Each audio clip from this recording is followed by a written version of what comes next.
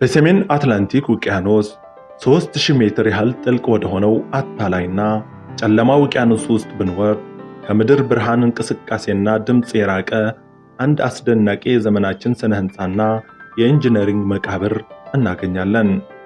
ይህ በ3000 ሜትር ጥልቀት ውስጥ የሚገኝ ስፍራ ተራ የመርከብ ስብርባሪ አይደለም። ይልቁንም የዓለምን እጅግ ውድ አልፎ አልፎ የሚመረቱና የቅንጦት አናት የሆኑ የጀርመን መኪኖችን በውስጥ የያዘ የ400 ሚሊዮን ዶላር ንብረት መቃብር ነው። ፖርሼ፣ ላምበርጊኒ፣ ቤንትሊ፣ ኦዲ እና ቮልክስዋገን የያዘ መቃብር። እነዚህ ተሽከርካሪዎች በጀርመን ዘመናዊ ፋብሪካዎች ውስጥ በከፍተኛ ጥንቃቄና በሰው ልጅ የእጅ ጥበብ የተሰሩት የሰዎችን የቅንጦት የፍጥነትና የክብር ህልም ለማሟላት ነበር። ነገር ግን በየካቲት 2022 እንደ ፈረንጆች አቆጣጠር ኤምቪ ፌልሲቲ-ኤስ የተባለችውን ግዙፍ የመኪና ማጓጓዣ መርከብ እነዚህን የታዋቂ ብራንድ ህልሞች ይዛ ወደ ባህሩ ጥልቀት ሰመጠች። ይህ ታሪክ ተራ የባህር ላይ አደጋ አይደለም። ይልቁንም የዓለም አቀፍ የጭነት ትራንስፖርት ኢንዱስትሪን የመሰረተ ልማት የደህንነት ስጋትና የአዲሱን የኤሌክትሪክ ተሽከርካሪዎች ቴክኖሎጂ ፈተና ቁልጭ አድርጎ ያሳየ የዘመን አደጋ ነበር። ታሪኩ የሚጀምረው በሰሜናዊ ጀርመን ኤምደን በሚባለው ግዙፍ ወደብ ከተማ ነው። እንደ አውሮፓውያን አቆጣጠር የካቲት 10 ቀን 2022 ርዝመቷ 200 ሜትር ወይም ደግሞ 656 ጫማ፣ ክብደቷ ደግሞ ከ60,000 ቶን በላይ የሆነችው ኤምቪ ፌልሲቲ-ኤስ የቮልክስዋገን ግሩፕ ምርቶችን ጭና ወደ አሜሪካ ዴቪስ ዴል ሮድ አይላንድ ለመጓዝ ዝግጅቷን አጠናቅቃለች። መርከቧ የጃፓኑ ሚሲ ኦኤስኪ ላይንስ ንብረት ስትሆን በፓናማ ባንዲራ ስር የምትሰራ ተንሳፋፊ ባለ ብዙ ፎቅ ጋራዥ ነበረች። በውስጧ የተጫኑት 3965 ተሽከርካሪዎች ተራ መኪኖች አልነበሩም። በውስጧ የተያዘው ጭነት የዓለም አቀፍ የቅንጦት መኪኖችን መዛግብት ይመስል ነበር። ከ1100 በላይ የፖርሼ የቅንጦት ሞዴሎች፣ ወደ 2000 የሚጠጉ የኦዲ ዘመናዊ መኪኖች እንዲሁም 189 የእንግሊዝ ኩራት የሆነ በብጁ ትዕዛዝ የተሰሩ ቤንትሊዎች፣ 85 የላምበርጊኒ ስፖርት ካሮች እንዲሁም በመቶዎች የሚቆጠሩ የቮልክስዋገን ኤሌክትሪክና ነዳጅ ተሽከርካሪዎችን ጭና ነበር። እያንዳንዱ ተሽከርካሪ የባለቤቱ የተስፋ የደስታና የረጅም ጊዜ ጥበቃ ውጤት ነበር። መርከቧ አትላንቲክን አቋርጣ ስትጓዝ የመጀመሪያዎቹ ቀናት ሙሉ በሙሉ ሰላማዊና የተረጋጉ ነበሩ። ጉዞው በጀመረ በስድስተኛው ቀን እንደ አውሮፓውያን አቆጣጠር የካቲት 16 2022 ከፖርቹጋል አዞርስ ደሴቶች 320 ኪሎ ሜትር ወይም ደግሞ 200 ማይልስ ርቀት ላይ የአደጋው ደወል ተሰማም። በመርከቧ የታችኛው ክፍል ወይም ደግሞ ካርጎ ሆልድ ውስጥ ወፍራም ነጭ ጢስ መውጣት ጀመረም። ሜይዴይ ሜይዴይ የሚለው አስቸኳይ የባህር ላይ የአደጋ ጥሪ በራዲዮ ሞገዶች ተሰራጨም።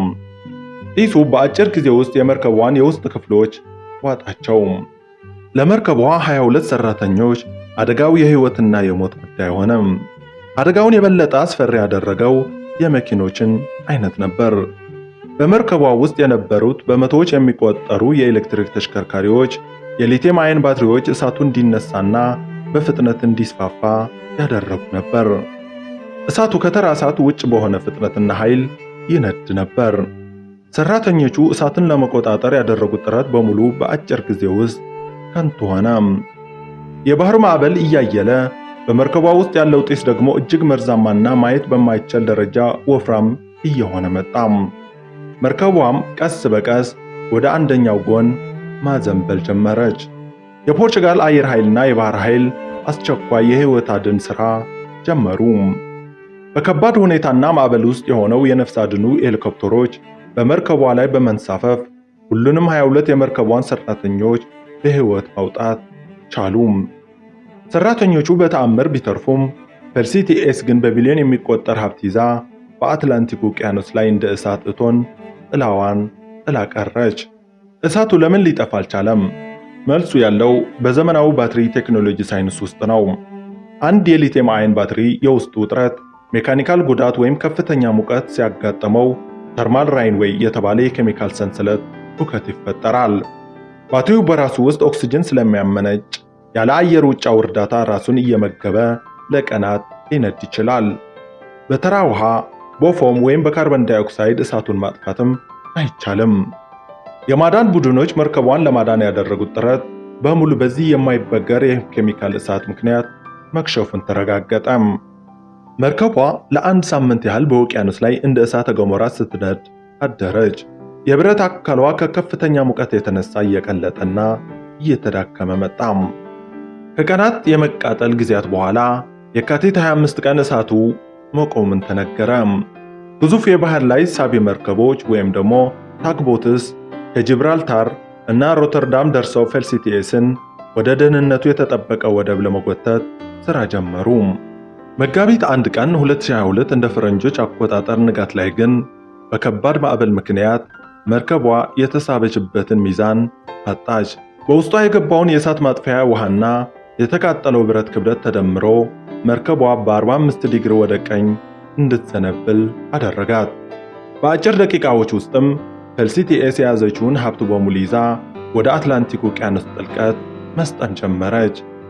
በመጨረሻም የ3000 ሜትር ጥልቀት የመጨረሻ ማረፊያዋ ሆነም። ከአደጋው በኋላ ትልቅ የካሳና የሕግ ውዝግብ ተነሳም።